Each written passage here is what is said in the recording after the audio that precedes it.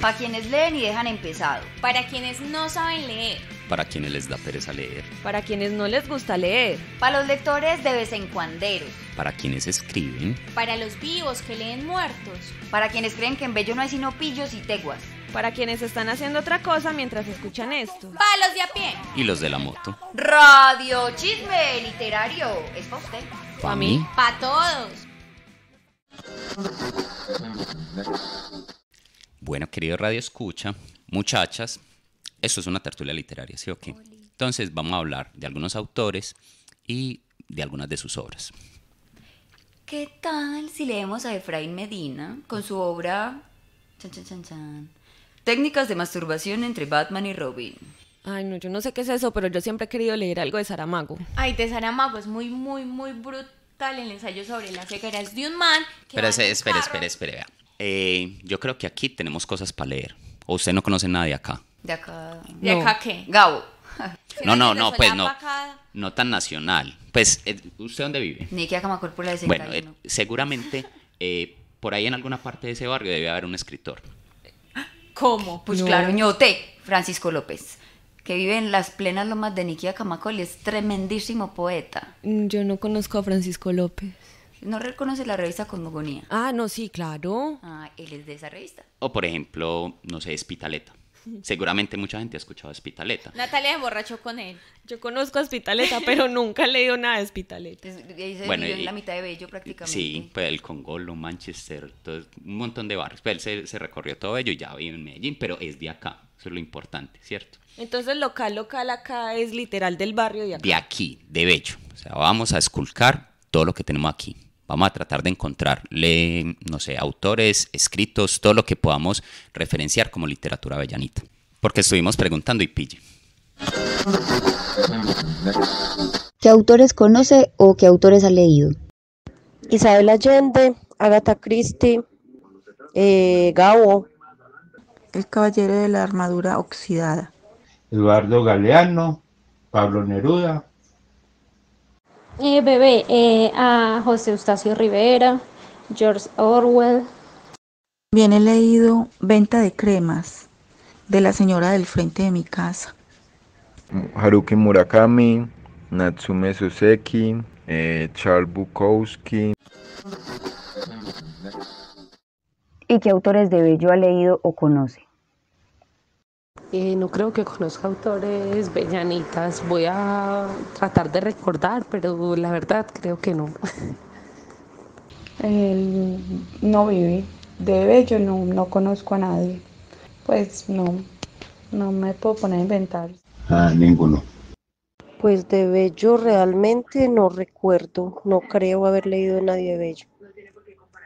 Bebé, no conozco a ninguno, mentira, solo a Yandey. Y se me olvidó el nombre, que escribió un libro sobre el fútbol.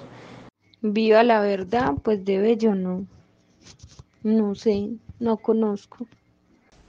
Pues la purítica verdad, ninguno.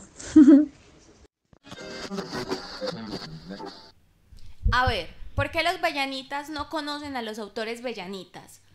Pues Cami colecciona libros de autores bellanitas. Dudo que haya leído alguno. Pues, No, yo sí he leído algunos, obvio. ¿Qué vas a hablar si en tu casa hay un montón de libros sin destapar? No, pero Puñalada marranera. en serio, vea que, por ejemplo, el nombre del municipio, ¿cuál es? Bello. Bello. Y eso no lo pusieron porque era muy bonito. Resulta que había un señor que llamaba Andrés Bello. Pues de hecho el nombre es más largo, pero no necesitamos el nombre acá. Andrés de Jesús María y José Bello López. Ese, exactamente. Y resulta que él tiene cosas muy importantes precisamente en la filología hispánica. Tiene unos escritos que de hecho fueron trascendentales para lo que conocemos hoy como la lengua española. Y obvio, pues sé que me van a decir que él ni siquiera era de Bello, que es más, probablemente ni siquiera conoció estas tierras. No, él es venezolano, de Caracas. Yo tampoco De sé. Caracas. Y, por ejemplo, pille, ¿quién fue el que propuso que este municipio se llamara Bello? ¿Quién? Pues Marco Fidel. Marco Fidel Suárez. Y ese sí debe saber pues todo el mundo. O Vivan Kenobi. Prácticamente él. Que estudiaba con los mochos de lápices. Eso fue un negocio. Estudiaba por la ventana. Eso fue un negocio que no fue tan así, eso es un mito. En fin, hay un montón de cosas detrás de Marco Fidel Suárez, pues que conocemos, otras que desconocemos, otras que se fueron pues impregnando en el imaginario, pero la cosa es que Marco Fidel Suárez también dejó un legado literario muy importante en el país. No, y es verdad, aquí en el municipio ha habido muchos espacios literarios, por ejemplo la revista Quitasol, ese hijo de madre tiene casi la misma edad que yo rotando, Ay, y además, pero sí como 10 años. Usted no está tan vieja. Y además nació nada más y nada menos que la Tertulia del Ángel. ¿Ustedes alguna vez fueron? Ah, eso sí, claro, con mi papi y mi mami. Mire, esa tertulia es una chimba sagradamente. Desde 1994, el primer miércoles de cada mes, se reunían un montón de peludos en la Casa Comunitaria de la Cultura Cerro el Ángel. Y Espere, ¿la casa qué? Casa Comunitaria de la Cultura Cerro el Ángel. Dícese de ese edificio. ¿No se llamaba solo el Ángel? No, Casa de la Cultura Cerro Eso el fue Ángel. una conquista de los cultores bellanitas. Bueno, pero mami. eso es otra historia. Sí, perdón, me dejo llevar. Bueno, la cosa es que yo pienso que algún día deberíamos caer junticos. Busquemos por Facebook la programación y caemos. De hecho, yo creo que ellos están haciendo las tertulias virtuales. Hay que mirar. Y Con hay esta gente nueva muy normalidad.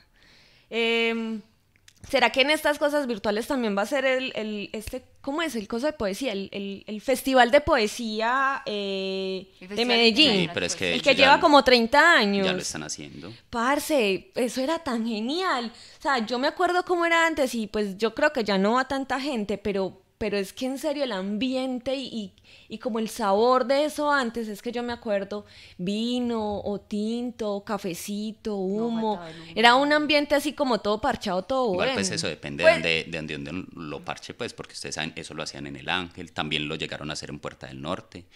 Varias entidades, pues, de hecho, a nivel de Valle de Aburrá se suman pero es que el ambiente, la noche, el cerro. Sí, por eso digo, pues igual no es lo mismo en Puerta del Norte que en el Ángel. Pero ya que obviamente. Nati habla de humo, ¿ustedes se acuerdan del movimiento fogatero? Claro. Ay, pues usted, Miche, no. Pero le voy a contar. Todo bien.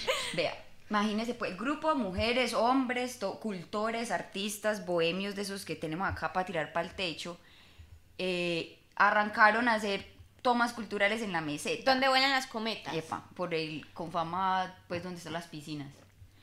Empezaron a hacer allá las fogatas, los encuentros populares para, digamos, manifestarse en contra de que en el Morro, en la meseta, construyeran también pues edificios como ya están en todas partes. Y eso era puro convite.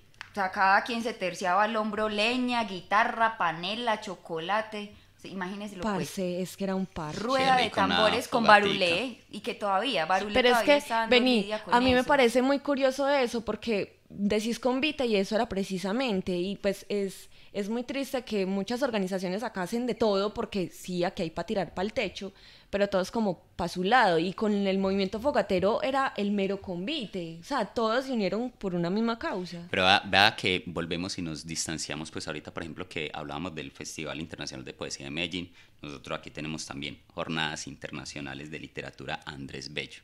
¿Y quiénes organiza eso? Gente de aquí de Medellín. Y de hecho, pues Venga, estuvieron espere. en México el año pasado, los invitaron. ¿Vos te acordás, Cami, cómo es que se llama el Festival de Poesía que los invitaron en México? No, la verdad no recuerdo. Es que para México se fue un montón de gente de acá. Pero De ¿qué hecho, hacían grupos ahí? musicales. Espere, sí, súper tesos. Todavía las GILAP, de hecho, acabaron hace poquito. Las GILAP las están haciendo, ¿hace cuánto? 5 años. 6, yo creo que esta es la sexta. Sexta versión. Ellos hacen talleres de poesía, pues de escritura creativa, cosas por el estilo. Hay obviamente recitales, hay invitados nacionales, internacionales, obviamente locales, y toda la programación de ellos es itinerante, porque, por ejemplo, Jan Day, que es el que coordina, él siempre ha querido hacer unas jornadas de vacunación poética, me encanta. Eso va a haber que consolidarlo. Y lo que hacen es rotar por todos los barrios de Bello las jornadas. No, Vea es que ahí mencionamos otro autor, Bellanita. Jan Day. Jan Day, Marcel Solvillerte. Es que todavía seguimos teniendo muchas iniciativas literarias. Mire, yo por acá apunté. Está la revista como Cosmogonía, Grado Cero y también Letras Ilustradas. Y eso que solamente son unas 3. Por ejemplo, este año con el hijo de madre COVID y todo, se inauguró el primer festival de poesía de la Comuna 1. O sea, ¿en dónde? París. En París. Y ese festival lo está organizando la Biblioteca Comunitaria Lola Vélez, con la Corporación Artística Te Asombro, Parce, yo Te creo. Asombro es una maravilla. Hay una Es biblioteca hermoso. comunitaria Lola Vélez. Sí, De hecho, también hay un colegio. Pues llevan poco tiempo, Sí, pero creo son que hay un súper colegio también. calidosos. Eso nació con Te Asombro. ¿Y qué más? ¿Qué otros colectivos hay parchados ahí? Pues que le estén colaborando como en el festival. Sí, ¿sabes? Yo creo que No, hombre, Lazos de ahí Libertad. ahí metió la mano un montón de gente. Citibundas, epa.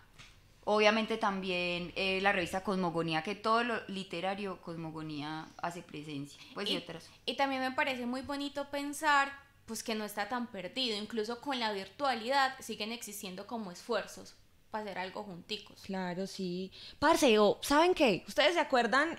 Pues yo en algún momento lo escuché, no soy muy ducha en el tema, pero el concurso de cuentos de Luciano Pulgar.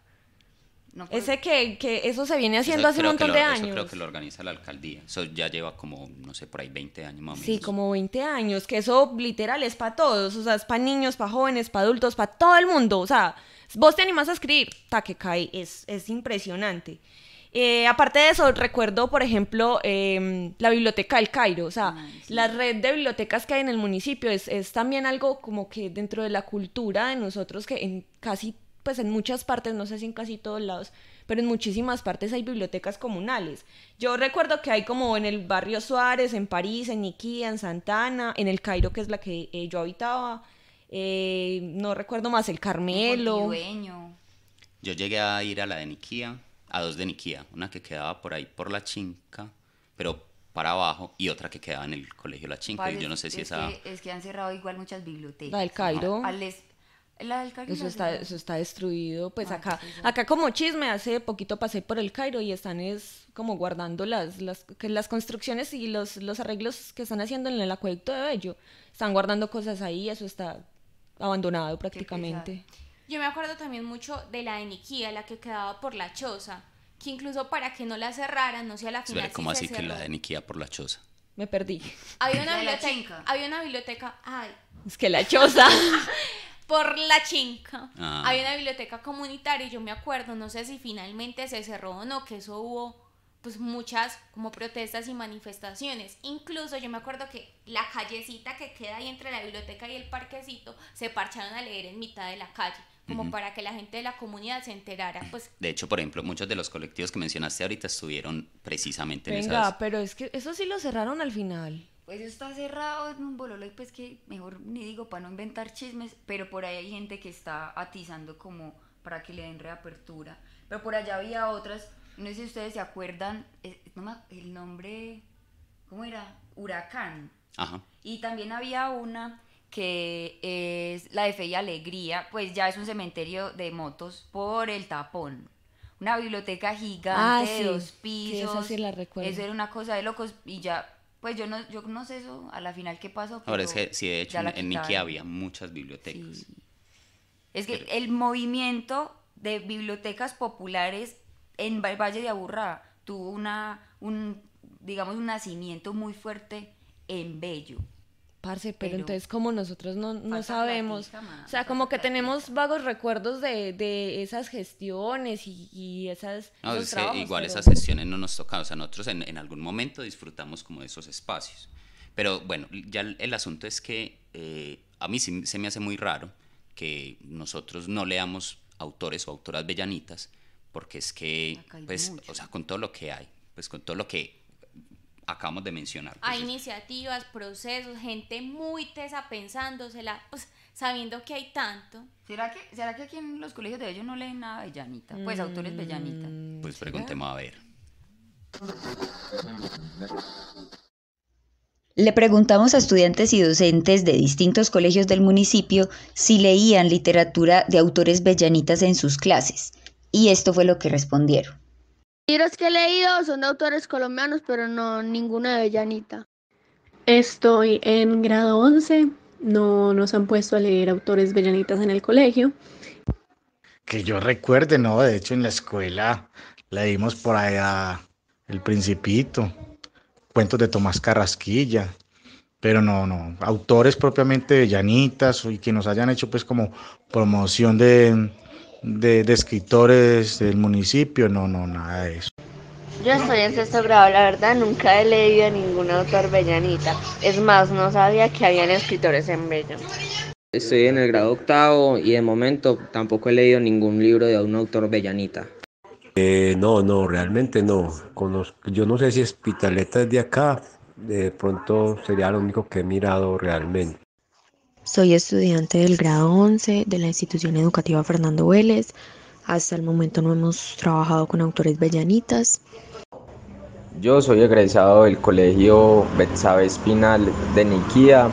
No recuerdo en sus momentos los autores que nos pusieron a leer, pero sí nos pusieron a leer algunos documentos sobre la vida de Betsabe Espinal. ¿Oíste? ¿Y por qué no? Pues no tengo una respuesta concreta para el por qué no nos han puesto a leer autores bellanitas, pero pienso que no le dan la importancia ni la apropiación cultural que merece.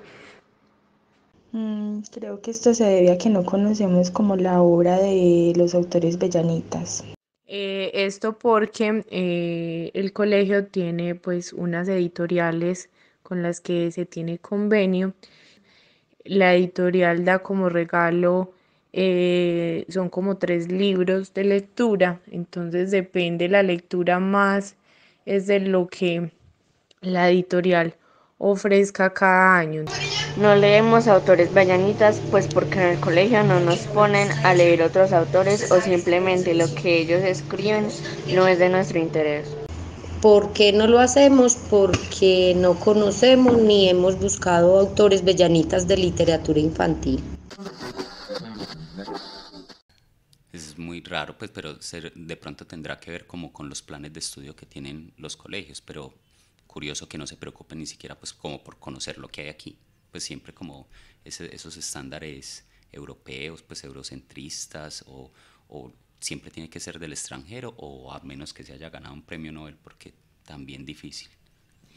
Yo creo que no necesariamente. Por ejemplo, yo entiendo que hay una burocracia, que hay unas editoriales, que como decís, hay un plan de estudios, un currículo establecido, pero no es que no hayan asuntos como nacionales. Dentro de los planes de estudio pues del área de literatura y lengua castellana sí existen como un momento en la experiencia pues escolar en la que se comienza a hablar y se leen esos autores. Sino que pues también hay un canon nacional, obviamente. Sí. La vuelta es que no se está incluyendo en lo absoluto la literatura pues local y acá hay mucho. Entonces yo creo que también es tal vez lo que acabamos de escuchar es una invitación a pensar en otras posibilidades, a pensar por ejemplo en los territorios en los que están ubicados la escuela, en pensar que la escuela no es un claustro, no es una cárcel donde los niños van y se uniforman y se convierten todos igualitos y salen a descanso,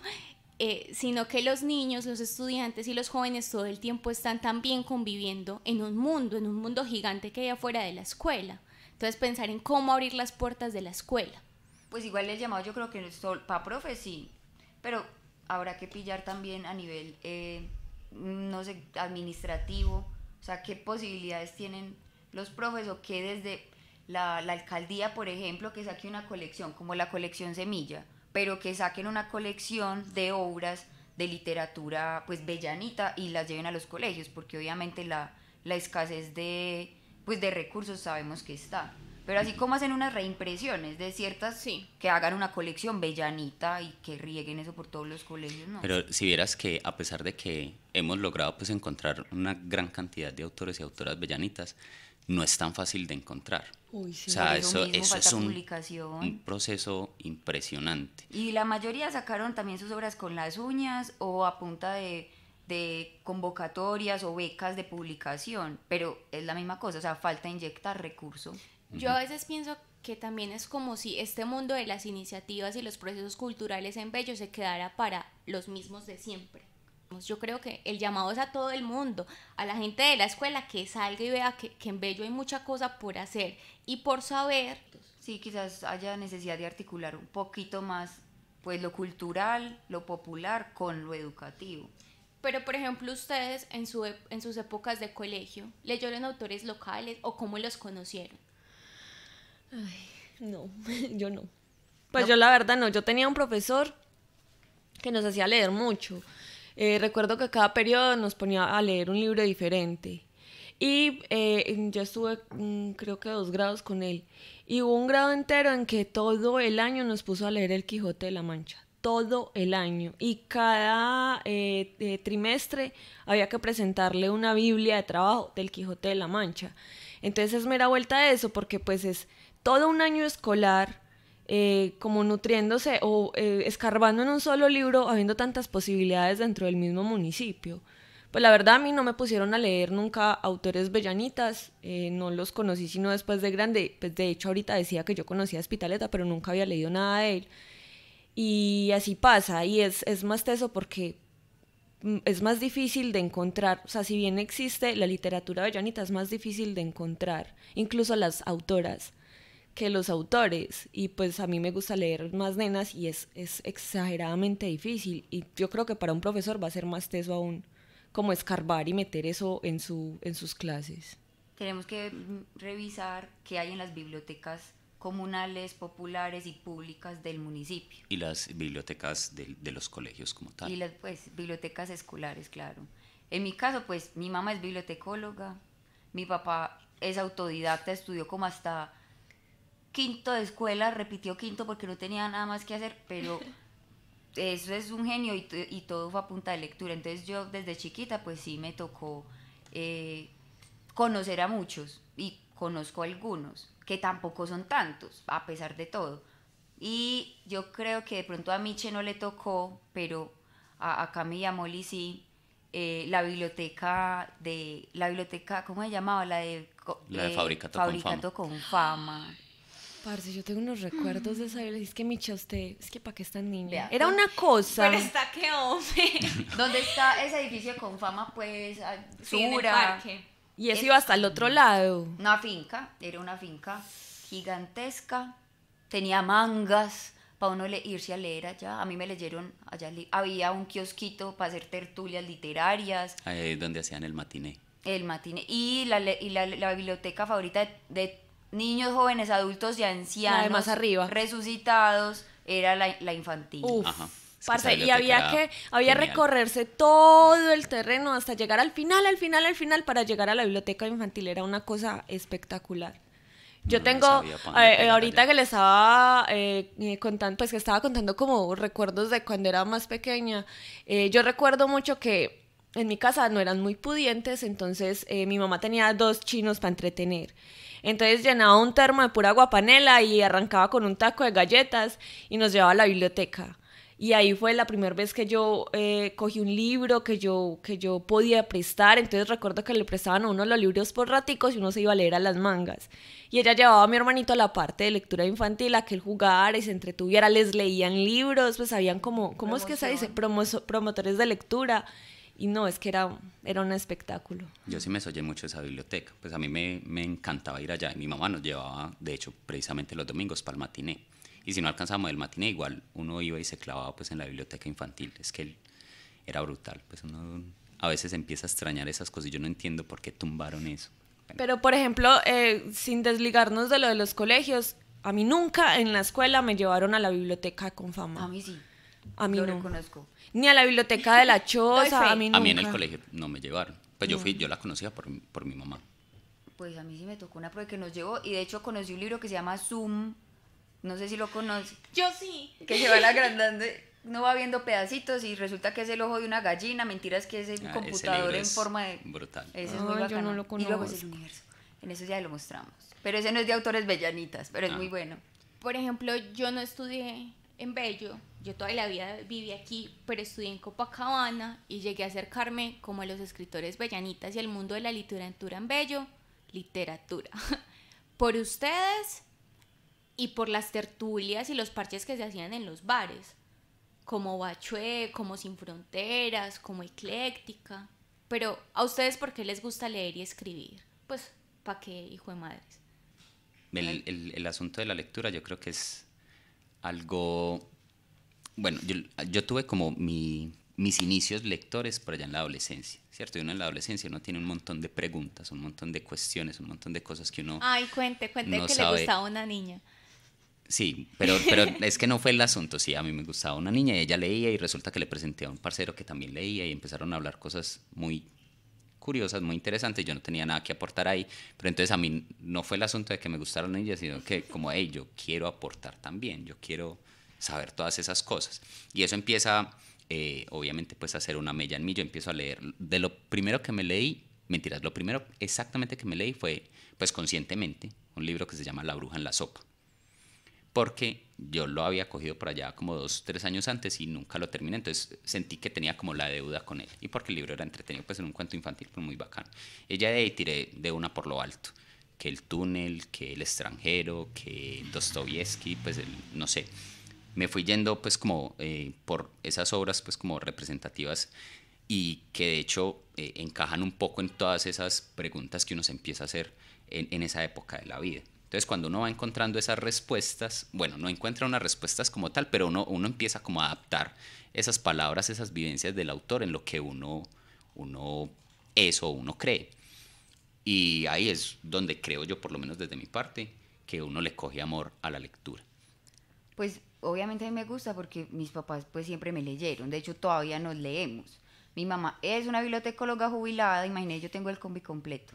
Y ella lee como 2 libros al mes o yo no sé cuántos. Entonces, por la noche yo termino de trabajar y en esta pandemia es la propia esclavitud, pues de 7 a 12 de la noche. O durante el almuerzo ella me va desatrasando de chismes y me cuenta las historias de los personajes. Haga de cuenta una telenovela, pues me encanta, me encanta.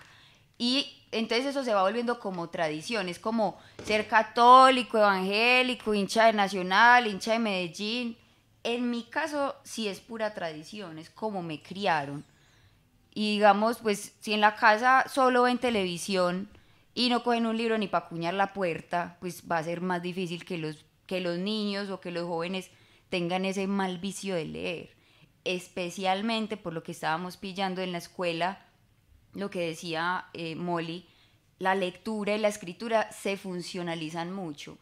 Molly es Nati, para que todos sepan, ya saben. Gracias. Se hizo famosa. Es que ahí volteó los ojos. Sí. La lectura se didactiza y entonces a uno le toca leer libros que no ha leído para responder preguntas que a uno no le interesan, que qué quiso decir el autor, que si el texto es narrativo o expositivo, en fin, un montón de asuntos que tienen que ver más con el aprendizaje de la forma del lenguaje, pero que no generan necesariamente empatía con las historias. Pues, y obviamente, ni que hablar de la escritura, marica, uno escribe con miedo, no, porque le rebajan la nota, que si la palabra por obligación es muy teso. La palabra la subrayan en rojo, uno no ve sino rojo de sangre en el cuaderno, no, qué miedo escribir. Bueno, yo la verdad no soy tan ducha como ustedes. Pues ustedes han tenido un bagaje más alto. Viviana porque pues fue creada y creció en una familia de bibliotecólogo y pues el papá también ha leído mucho. Y Cami porque tuvo como ese brillito de cuestionar un montón de cosas y pues se dejó llevar. Yo por el contrario no. Yo recuerdo que mi papá leía, pero ni idea que leía, pues nunca he hablado eso con él. Pero así pues como que ¿por qué me gusta leer? Yo tengo como 3 etapas, digámoslo así, de mi vida. Cuando era muy muy pequeñita, que aprendí a leer, yo creo que todos hicimos eso, nos leíamos todo. El letrero de la tienda, las instrucciones del champú, las cajas de harina, pues los empaques de harina pan, o sea, leíamos todo. Lo que hacía uno sin internet. Ay, no. Y ahí también empezó como la escritura, uno empezaba a escribir de todo, pues el nombre, que es como lo primero, no lo escribía en todos lados. Entonces, esa es como la primera etapa. Pero no hubo como que no me incentivaron eso. Lo máximo es que pues mi mamá me llevaba a la biblioteca y pues ahí como que tenía algún acercamiento con la literatura, pero de resto no, mis padres no fueron como lectores ni nada de eso. Luego dejé de leer, no sé la verdad por qué, no tengo muy buenos recuerdos, o al menos pues dejé de leer como de voluntad propia, ya leía lo que me tocaba, como el Quijote. No, era muy teso porque lo que decía ahorita, por obligación es muy teso, a uno no le fluye y a uno no le gusta, entonces es, digamos que apenas normal que a los pelados no les guste leer, porque si se lo meten con sangre, eso es muy difícil. La letra con sangre entra. Luego ya llegué como a la adolescencia y alguien, no tengo idea quién, no recuerdo, me regaló un libro de vampiros y yo me desboqué a leer un montón de libros. Yo me acuerdo que yo tenía mi super biblioteca, era muy chiquita, pero tenía muchos libros de Ya ni salía el sol. Tenía muchos libros de literatura juvenil, principalmente de vampiros. De hecho, yo tenía 2 libros de una escritora colombiana caleña que se llama Carolina Andújar o algo así. Pues eso, digamos, en esa época era lo más cercano a lo local que yo alcancé a leer. ¿No te tocó Twilight y esas cosas? No, vampiros de hecho no me gustaba. Ya leía vampiros más sofisticados. Sí, pues Anne Rice. Anne Rice. Bueno, después otra vez como que dejé de leer, pues me ocupé en otras cosas, mi proyección de una vida ideal era muy diferente a la que es ahora. Y la tercera etapa es como la actualidad. Entonces me comencé a reunir con otras personas, pues empecé a crear lazos diferentes y conocí un montón de cosas. Entonces, por ejemplo, ahora me gusta leer mucho feminismo. Entonces cambian las perspectivas, o sea, cambia la manera de ver el mundo, el hecho de leer, cambia la manera de ver el mundo, de vernos a nosotras mismas, de ver a las personas que nos rodean, es una cosa muy linda y uno, ahora que me gusta, yo digo como tanto tiempo que perdí. Huepucha, es que primero no me hubiera quedado leyendo vampiros, listo, eso es como mi pecado culposo. O si hubiera hecho una prótesis acá así. Con las paletas, pero los colmillos sí que salían de las como paletas. Vampiro, hagan de cuenta, cuando la conozcan se van a dar cuenta. Ay, encima pelirroja. Brilla y es pelirroja. Viéndolo bueno, bien. Entonces, primero yo pienso como no hubiera desgastado tanto tiempo leyendo solo literatura juvenil, sabiendo que hay tantas cosas. Segundo, pues yo no entiendo por qué dejé leer. Pues no entiendo. Todavía me cuesta, porque no tengo como así como ustedes que toda la vida han leído, yo no tengo ese ritmo. Entonces, por eso digo que yo no soy tan ducha, pero en serio que leer le abre a uno como los ojos, las puertas. Igual todo. pues, uno tiene derecho a dejar libros empezados, a zapotear, a empezar 3 al mismo tiempo. Por ejemplo, en mi caso, mi mamá me tuvo muy jovencita. A los 17 años, incluso cuando se graduó del EURUM, yo ya existía. Y como quería estudiar para ser profe, y mis mamitas pues no me podían cuidar, no encontró otra alternativa que encartarse conmigo para todas partes. Entonces yo era la repartidora oficial de documentos, la super borradora del tablero y también la que escuchaba los trabajos de mi mamá en la noche, así no entendiera un carajo. Ahora entiendo usted por qué lee todos los trabajos cuando está estudiando. Sí, como que así, siento que entiendo. Yo me acuerdo que incluso de las primeras cosas que yo escuché que me leyeran, porque yo me conecto con la literatura sobre todo a través de la lectura en voz alta, fue el ensayo sobre la ceguera de José Saramago. Es muy bueno. Pero y es también, que está insistiendo tanto con eso. Pero es que Saramago es muy difícil de leer. Y también Corazón delator. Yo me acuerdo que yo tenía pesadillas, marica, porque mi mamá también cuando lee hace como los sonidos. Epa. Entonces yo creo que a mí me gusta leer y escribir gracias a mi mamá, aunque ella nunca en la vida lo premeditó. Y también la escuela ayudó mucho. Yo me acuerdo que en la escuela teníamos nuestra propia feria del libro y siempre cada uno compraba un libro, pero no los rotábamos. Entonces uno compraba uno, pero se leía un montón, porque ese también es otra cosa. A veces parece que tenemos que tener mucha plata primero para poder ser lectores. Y era muy bonito en la escuela porque entonces uno compraba su librito, todo contento en tercerito, se lo leía y la tarea era empacarlo como un regalo y escribirle una nota al próximo compañero que lo iba a leer. Entonces imagínense uno recibir un libro como un regalo, ya desde ahí hay muchas cosas que se comienzan a construir. Pero es que mire la diferencia de los contextos, usted está hablando de tercerito y de que compró un libro. Mi primer libro lo tuve en quinto. Pues el primer libro que lo tuve en quinto y yo recuerdo que el próximo libro que tuve ya fue el de la adolescencia. Entonces la manera, pues el contexto en el que uno se cría tiene mucho que ver. Obvio no es una excusa y nunca es tarde para empezar, pero tiene muchísimo que ver como la manera como uno percibe a los lectores y a las lecturas. Por ejemplo, yo creo que he sido afortunada.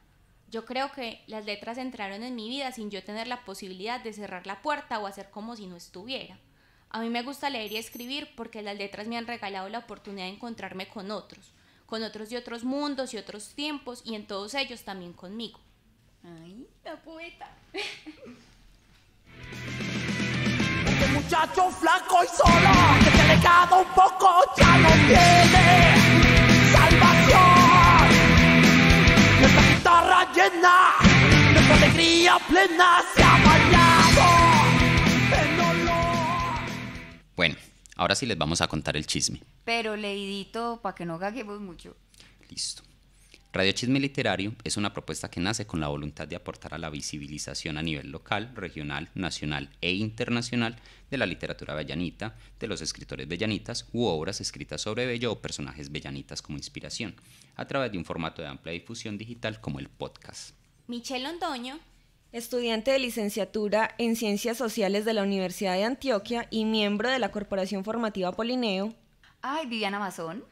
Bibliotecóloga de la Universidad de Antioquia y cofundadora del colectivo Bibliotecas a la Calle. Camilo Andrés Valencia. Estudiante de Ingeniería de Sistemas de la Universidad de Antioquia y presidente de la Corporación Formativa Polineo. Y quien les habla, Natalia Molina, estudiante de Ingeniería Electrónica de la Universidad de Antioquia y miembro de la Corporación Formativa Polineo. Presentamos esta iniciativa en el marco del programa de estímulos y concertación Tejiendo Sentidos de Ciudadanía del municipio de Bello. Nosotras no somos literatas ni escritoras, pero sí lectores de vez en cuanderos, entusiastas de la palabra y de la vida que hay detrás de ella, y nos animamos a llevar a cabo este proyecto esperando que pueda aportar a la difusión del patrimonio inmaterial que es la literatura, que no se toca. Gracias, Miche. Al tiempo que estimula las prácticas sociales de lectura, escritura y oralidad en el municipio, reconociendo nuestro devenir cultural como habitantes del territorio. El podcast Radio Chisme Literario tendrá 8 emisiones entre octubre y noviembre del 2020. Tendremos lecturas en voz alta, conversaremos sobre el fulano o la fulana, o sea, los autores, y haremos recomendaciones literarias bellanitas y hablaremos también de dónde encontrar las obras. Este no es un programa para eruditos, es una invitación a conocernos casa adentro y disfrutar de la palabra desde la cotidianidad, porque en Bello hay muchas personas e iniciativas brutales que deberíamos difundir, conocer y sollarnos. A veces de tanto mirar al otro lado del charco no nos damos cuenta de la cantidad de cosas chimbas que tenemos y que también son posibles desde nuestra tierra. Vea, les voy a decir una cosa y con esto les digo todo. Nospi.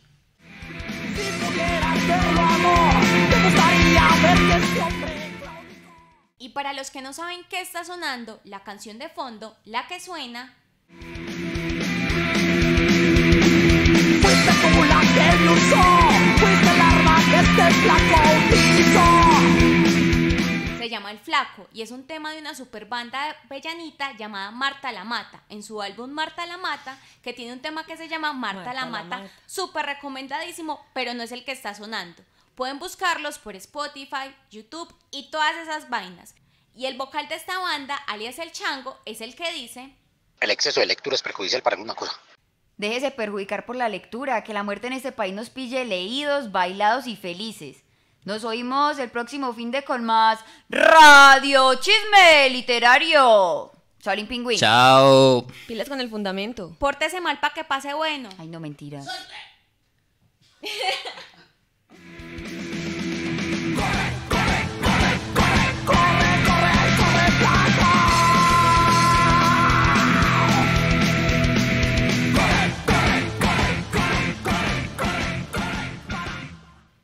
Radio Chisme Literario es un proyecto ganador del programa de estímulos y concertación Tejiendo Sentidos de Ciudadanía de la Secretaría de Cultura del municipio de Bello, ejecutado por el colectivo 5 Hebras y se lleva a cabo con el apoyo del colectivo Bibliotecas a la Calle, la Corporación Formativa Polineo, la Casa Cultural Ecléctica Artes, Libros y Café y Nose Noise Record by Julian Marín.